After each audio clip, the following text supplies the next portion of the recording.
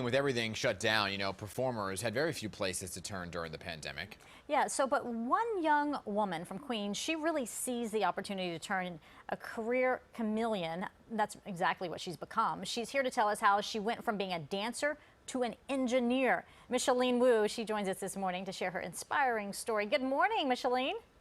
Good morning. Thank you for having me. I love this career chameleon title. Okay, so you started dancing when you were 6 years old, right? And was that something that you always dreamed of doing? I actually kind of fell into it by accident. My grandmother saw an ad in the Chinese newspaper, and like a dutiful daughter, rather granddaughter, I decided to look at you. take it up. Yeah. Yeah, and I stuck with it for 10 years. My goodness. I mean, that's amazing. But before the pandemic hit, describe what your average work week was like and what you had to actually do to make ends meet, because we understand there were so many stories of people trying to make ends meet. Yeah, I mean, the performing arts is definitely not for the light of heart, and I was doing a lot of part-time everything. In addition to dancing and choreographing, I also was working in the service industry or in fitness or doing office jobs as well. So it was just a lot of running around and a lot of instability. Yeah, exactly. Okay, so when everything shut down last year due to the pandemic, how long did it take you to say, yeah, I'm going to switch, I'm going to ditch the dancing and go into, of all things, computer science? Well, it took me about a month. I think that's when a lot of us realized, okay, this isn't going away anytime soon. And so I just started looking around thinking, okay, what other industries do I want to go into? And settled on coding because it's actually something that I had done as a teenager and I really loved. Wow. And so I had decided to put those ideas of becoming a computer scientist or a coder on hold to pursue the performing arts.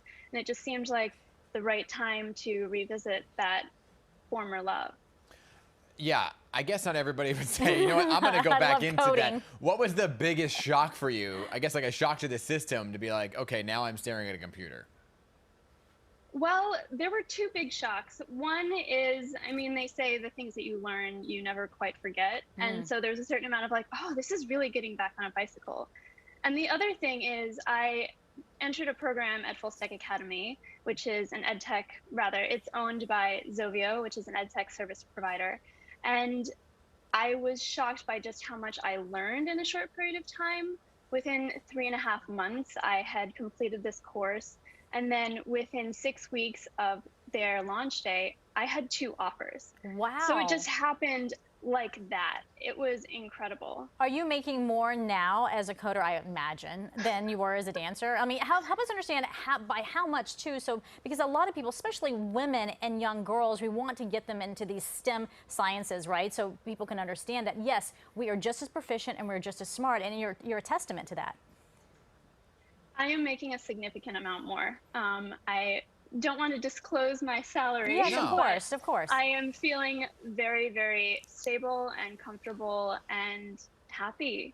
Yeah, I guess, when we did a lot of these pandemic pivots, right, we always ask, are you going to go back to what you were doing originally? So dancing was your first love. Will you ever go back to it? I think that you can never really leave something that you love. And just because I have this in my life right now, it doesn't mean that I've lost anything. It means that I've just gained more in my life. So yes, I'm going to keep dancing and choreographing, but I'm also a coder now too. From choreography to coding, that's phenomenal. So for the young people out there who are watching and thinking, coding sounds hard, what would you tell them about how perhaps easy and accessible it can be? I think that it's really about coding being the intersection between creativity and logic. So in my current position, I work on the front end, both as an engineer in development, as well as helping with customer implementation.